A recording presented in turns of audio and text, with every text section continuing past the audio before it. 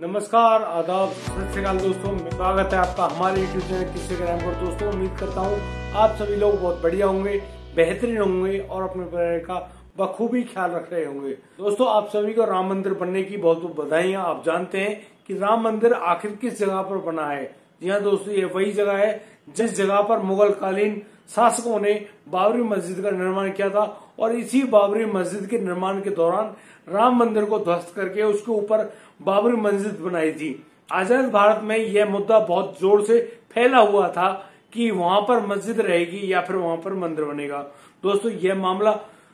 अलग अलग कोर्टों से होकर सीधा पहुंच गया सर्वोच्च न्यायालय, सुप्रीम कोर्ट। और सुप्रीम कोर्ट में जब इस आदेश पर मोहर लग गई कि वहां पर मुगल शासकों ने किए गए अत्याचारों की वजह से जो मंदिर तबाह किए थे, जो ध्वस्त किए थे, उन मंदिरों की जगह पर जो बाबरी मस्जिद बनी है, अब लास्ट में उस मस्जिद को उस जगह से हटा दिया जाए और वहां पर राम मंदिर बना दिया जाए। दोस्तों इस मसले को हल करने में एएसआई की बहुत बड़ी भूमिका रही है। जी हाँ दोस्तों, ये वही एएसआई है जिसको आर्कियोलॉजिकल सर्वे ऑफ इंडिया के रूप नाम से जाना जाता है। दोस्तों एएसआई के सभी जो कार्यकर्ता हैं उन्होंने प्रमुख भूमिका निभाई कि वहां उस जगह पर मस्जिद नहीं थी, उससे पहले प्राचीन एक मंदिर हुआ करता था और यह जो मंदिर है यह सनातन धर्म की तौर तरीकों से खड़ा हुआ था। वहां पर जो खम्भे थे उन खम्भों पर घोड़े, हाथी आदि की प्राचीन चित्रकारी हो रखी थी और उसी की वजह से अब इस मामले में जब खुदाई की गई एएसआई द्वारा तो वहां पर बहुत सारे ऐसे साक्ष्य मिले जिन साक्ष्यों की वजह से सुप्रीम कोर्ट इस बात को सुनिश्चित कर पाया कि वहां पर पहले से ही एक मंदिर मौजूद था। बाद में उस मंदिर को तोड़कर एक मस्जिद बनाई गई और अब उस मस्जिद को, जिसका नाम बाबरी मस्जिद है, उस मस्जिद को वहां से हटाकर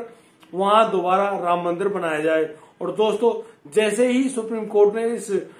फैसले पर मोहर लगाई तो पूरे देश में सभी जगह पर राम मंदिर बनने की खुशियां दौड़ पड़ी। और दोस्तों अब 2024 में 22 जनवरी को जब रामलला अपने मंदिर में विराजमान होंगे तो आप सभी लोग अयोध्या जाकर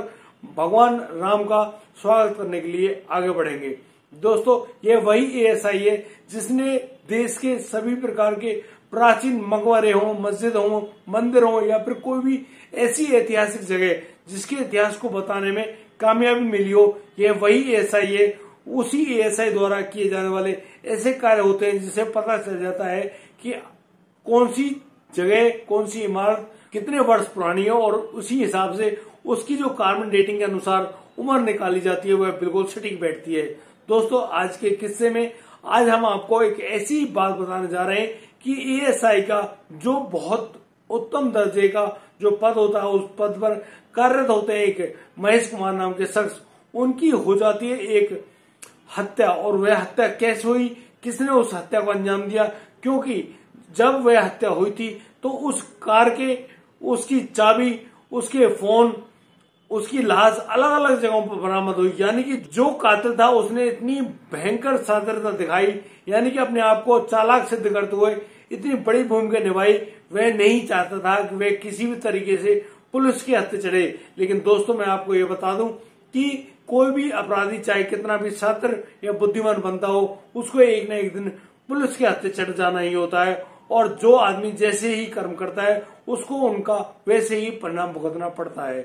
दोस्तों मैं आपको एक बात और बता दूं कि यहाँ पर जो कातिल होता है उस कातिल ने इसी तरह की जो रिपोर्ट्स होती हैं, जो कि किस नाम के बहुत सारे चैनल्स बने हुए हैं, उन्हीं चैनल्स को देखकर उसके दिमाग में यह योजना बनी और इसी प्रकार से उसने उस महेश कुमार नामक शख्स को जान से मार दिया। दोस्तों आइए जानते हैं पूरी घटना में असलियत में हुआ क्या क्या है। दोस्तों ये समय होता है 27 अगस्त 2023 का। 27 अगस्त 2023 को एक एएसआई में कार्यरत होते हैं, काफी उच्च पद पर तैनात है महेश कुमार। महेश कुमार अब अपने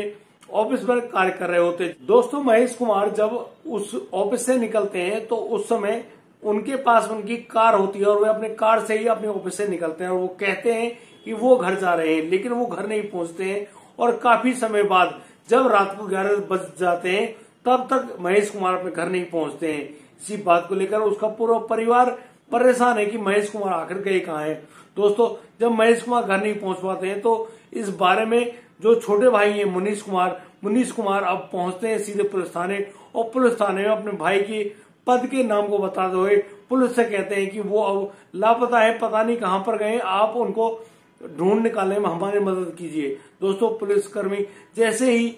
एएसआई कर्मचारी महेश कुमार का नाम सुनते हैं, वो महेश कुमार की लोकेशन ढूंढ निकालने के लिए आगे बढ़ जाते हैं और महेश कुमार को ढूंढने के लिए जैसे ही महेश कुमार की फोन की लोकेशन का पता किया जाता है तो महेश कुमार की जो लोकेशन वह मिलती है फरीदाबाद, लेकिन वहां पर कुछ और चीज नहीं मिलती है।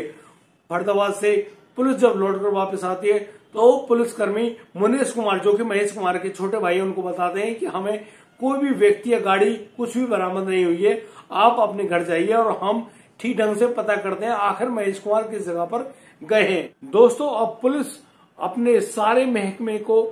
सतर्क कर देती है कि कहीं पर इस नंबर की गाड़ी अगर मिले या फिर उसमें सवार महेश कुमार कहीं पर मिले, क्योंकि उस महेश कुमार का एक फोटो भी पुलिस ने अपने पास ले लिया था और उसी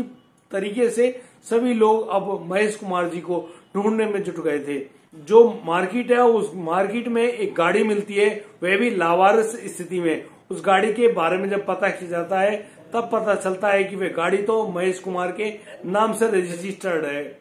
दोस्तों, लेकिन महेश कुमार का कोई भी अता पता नहीं है।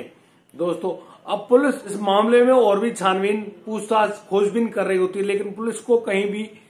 महेश कुमार के बारे में कोई भी जानकारी नहीं मिलती है। दोस्तों, अब पुलिस खोजबीन करते हुए पहुंच जाती है महेश कुमार की ऑफिस और अब ये समय होता है 2 सितंबर का। जैसे ही पुलिस वहां पहुंचती है और पूछताछ करती है तो वहां पर कार्यरत सभी लोगों से पूछताछ की जाती है और उनसे यह पूछा जाता है कि महेश कुमार आखिरी समय में किस किस के पास गए थे, कौन कौन लोग वहां पे काम कर रहे थे और कौन लोग उनको जानते हैं। दोस्तों, सभी लोग अपनी ईमानदारी से सिर्फ यह बताते हैं कि हमें उनके बारे में ज्यादा जानकारी नहीं है। वो 27 अगस्त की शाम को अपने घर जाने के लिए कहकर गए थे और वो ऑफिस से 2 घंटे पहले ही निकल गए थे, यानी कि अब उनके बारे में कोई ज्यादा जानकारी उनके पास नहीं है। लेकिन आपकी इन सारे क्वेश्चनों का जो उत्तर है वह दे सकता है सिर्फ अनीश कुमार। दोस्तों, यहाँ पुलिस जब अनीश कुमार के बारे में जानना चाहती है तो लोग बताते हैं कि अनीश कुमार एक मामूली सा क्लर्क है जो कि हमारी एएसआई में ही कार्य करता है, लेकिन महेश कुमार की और अनीश कुमार की बहुत अच्छी दोस्ती भी है।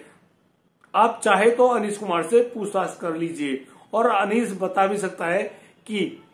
महेश कुमार कहां पर गया है। महेश कुमार का जो व्हाट्सएप अकाउंट होता है उस अकाउंट पर एक मैसेज चल रहा होता है। वह मैसेज ऐसा होता है जिसके शब्द कुछ इस प्रकार हैं। यहाँ पर महेश कुमार लिखते हैं कि मैं करीब 65-67 लाख रुपए में के कर्ज में डूबा हुआ हूँ। मैं अब यह कर्ज किसी भी तरीके से चुका नहीं पाऊंगा, इस वजह से मैं अपना घर छोड़कर कहीं बाहर जा रहा हूँ। मेरे जाने के बाद मेरे परिवार को कोई भी तंग ना करे। दोस्तों, जब पुलिस इस मैसेज को पाती है तो यह जानकारी सिर्फ पुलिस के पास होती है, लेकिन अब पुलिस जब एएसआई के ऑफिस पहुंचकर जब अनीश कुमार से पूछताछ कर रही होती है तब अनीश कुमार इस बारे में बताते हैं कि साहब, जो महेश कुमार है मेरे बहुत अच्छे दोस्त हैं और वो मुझे मालूम नहीं है वो इस समय कहां पर है, लेकिन वो अक्सर एक ही बात कहते थे कि उनके ऊपर बहुत ज्यादा कर्ज हो गया है, इस कर्ज को वह कैसे चुका पाएंगे। दोस्तों,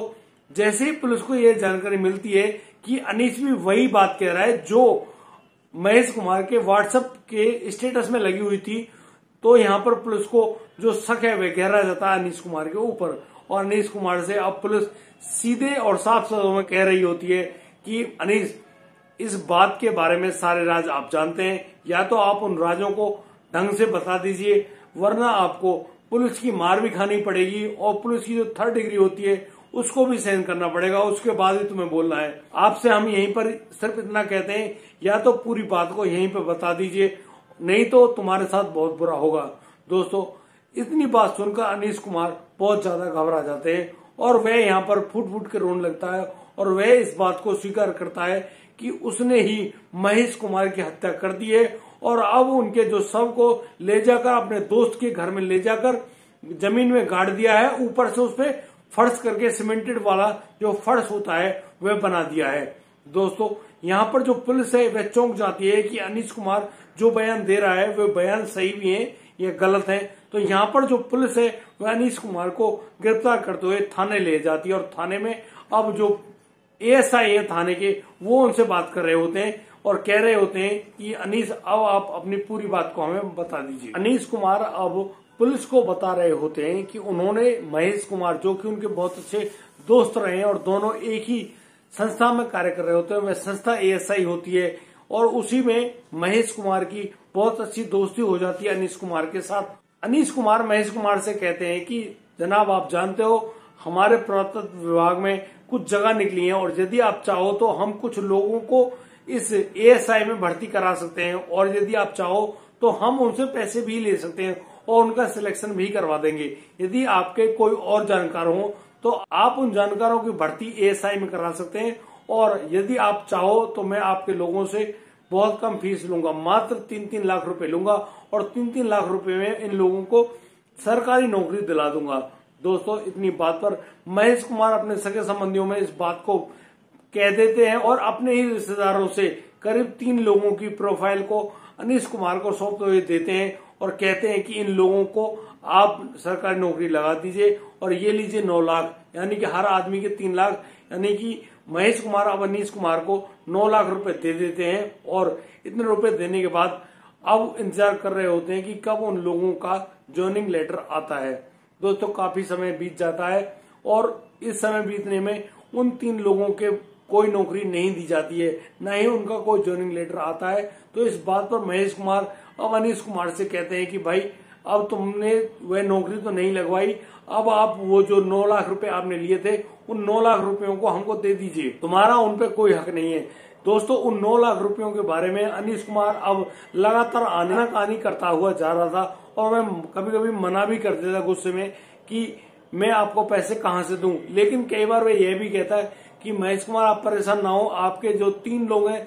जिनके डॉक्यूमेंट मेरे पास है उन लोगों को मैं अवश्य ही एएसआई में नौकरी दिलवाऊंगा। दोस्तों यहाँ पर एक बात और जो अनोखी निकल के आती है जिसको अनीस कुमार बता रहा होता है कि अनीस कुमार की गर्लफ्रेंड भी होती है और यहाँ पर जो अनीस कुमार की गर्लफ्रेंड है उससे महेश कुमार अब बातचीत कर लेते थे। जैसा कि आप जानते हैं महेश कुमार और अनीस कुमार दोनों दोस्त थे और इसी दोस्ती के चलते यहाँ महेश कुमार की दोस्ती हो जाती है अनीस कुमार की गर्लफ्रेंड से। और दोस्तों यहाँ कई बार महेश कुमार को जब भी समय मिलता वह अनीस कुमार की गर्लफ्रेंड को अपने साथ लेकर कई बार मूवी देखने और कई बार घूमने भी ले जा चुके हैं। यहाँ पर अनीस मनी मन सोचता था कि महेश कुमार ने उससे उसकी गर्लफ्रेंड भी लूट ली है। इसी बात की टेंशन में अब अनीस कुमार अक्सर परेशान रहने लगा कि उसके हाथ से उसकी गर्लफ्रेंड भी निकल गई और उसको महेश को 9 लाख रुपए भी देने पड़ेंगे। दोस्तों अब अनीस कुमार 26 अगस्त 2023 को अपने दफ्तर में अपने लिए 5 दिन की छुट्टी डालता है और इसी छुट्टी के दौरान वह कहता है कि वह करीब 2 सितंबर को ही ऑफिस आ पाएगा, उसको छुट्टी चाहिए। दोस्तों उसकी छुट्टी भी पास कर दी जाती है और अब अनीस कुमार अपने घर निकल जाता है। अनीस कुमार रहने वाला सोनीपत हरियाणा का था और यहाँ पर वह नौकरी करता था एएसआई में एक क्लर्क की। यह कोई छुट्टी नहीं, अनीस कुमार का बना बनाया प्लान ही होता है। और दोस्तों जैसे अनीस कुमार 26 तारीख को शाम को अपने गांव पहुंच जाता है तो वहां से फोन करता है अपने दोस्त महेश कुमार के पास और कहता है कि कल शाम को आप आरके पुरम वाले फ्लैट पे आ जाइए और उसी फ्लैट में मैं आपके 9 लाख रुपए भी दे दूंगा। दोस्तों अब तारीख होती है 27 अगस्त 2023 की और महेश कुमार मनी मन सोचते हैं कि चलो कम से कम अनीस ने उन पैसों को लौटाने की बात तो कही। और अब दोस्तों जो महेश कुमार है वे अनीस कुमार के बताए गए उस फ्लैट पर पहुंच जाते हैं और वहां पर अनीस कुमार के आने का इंतजार कर रहे होते हैं। दोस्तों अनीस कुमार भी अगले कुछ पलों में उस घर में पहुंच जाते हैं और वहां पर दोनों बैठकर बातचीत कर रहे होते हैं। इतने में ही अनीस कुमार जब उठकर पानी लाने के लिए अंदर जाता है तो वह अंदर से प्लानिंग के तहत रखे हुए एक लोहे की रॉड को उठाकर लाता है और पीछे से महेश कुमार के सिर में दे मारता है। महेश कुमार उस रॉड के पहाड़ से नीचे गिर जाते हैं। दोस्तों यहाँ पर अनीस कुमार नहीं रुकता और वह कई बार उस रॉड से अपने दोस्त महेश कुमार के सर में मारता रहता है।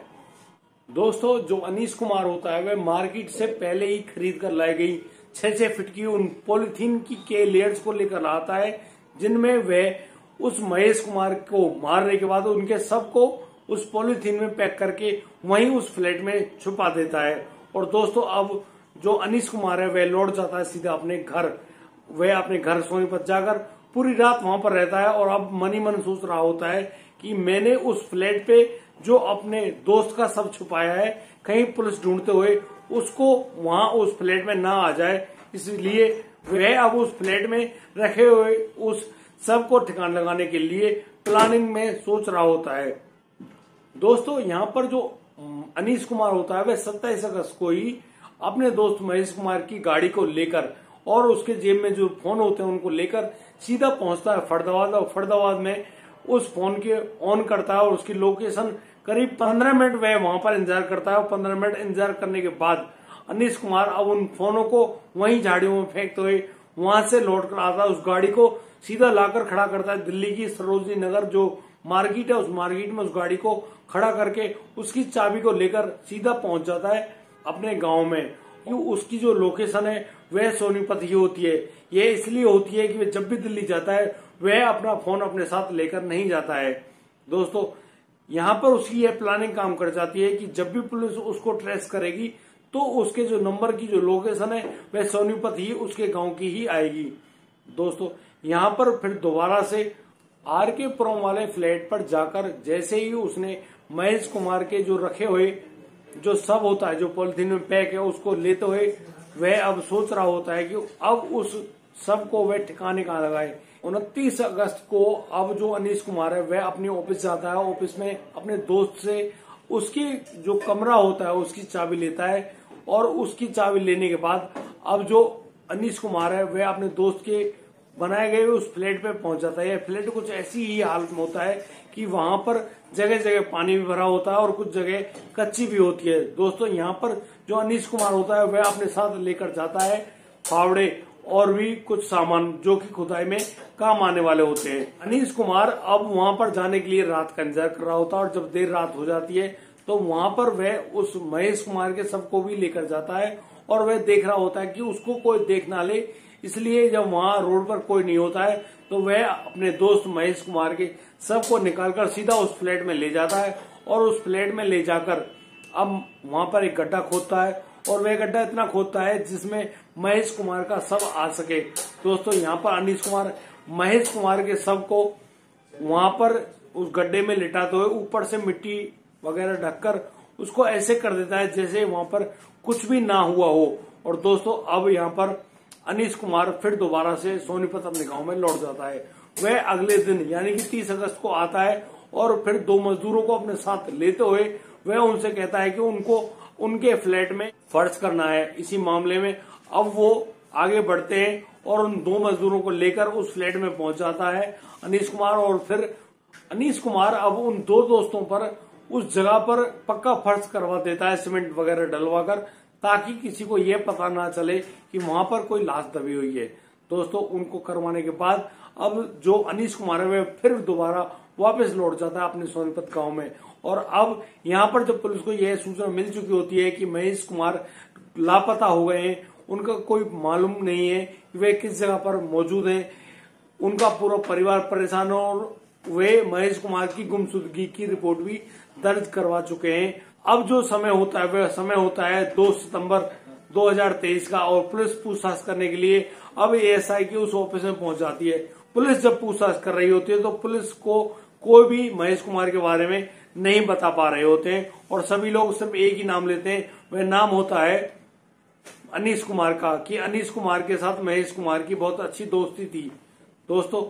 अब यहाँ पर जब अनीश कुमार से यह पूछताछ की जाती है तब अनीश कुमार इस पूरे हत्याकांड के मामले का खुलासा करते हैं और कहते हैं कि उसने इस प्रकार से अपने दोस्त महेश कुमार की हत्या कर दी थी और महेश कुमार के मोबाइल पर ही वह स्टेटस चलाया था जिसमें 65 लाख रुपए गबन करने का आरोप लगाते हुए महेश कुमार कहीं पर लापता हो जाते हैं। दोस्तों, मैं ये बात दोबारा से कहना चाहता हूं कि कोई भी व्यक्ति कितना भी शातिर या बुद्धिमान बनता हो और वह किसी भी प्रकार के हत्याकांड या बुरे कर्म को अंजाम देता हो, वह एक न एक दिन पुलिस के हाथे चढ़ ही जाता है, चाहे वह कितना भी शातिर क्यों ना बन रहा हो। दोस्तों, आज के किस्से में सिर्फ इतना ही। और यदि आपको हमारी वीडियो और दी गई जानकारी अच्छी लगी हो तो आप हमें लाइक करें, कमेंट करें, शेयर करें और हाँ, सब्सक्राइब करना बिल्कुल ना भूलें। दोस्तों, अब दीजिए मुझे इजाजत, मिलता हूँ कल रात में। तब तक के लिए आप बढ़िया रहें, बेहतरीन रहें, अपने परिवार का बखूबी ख्याल रखते रहें। जय हिंद, जय भारत।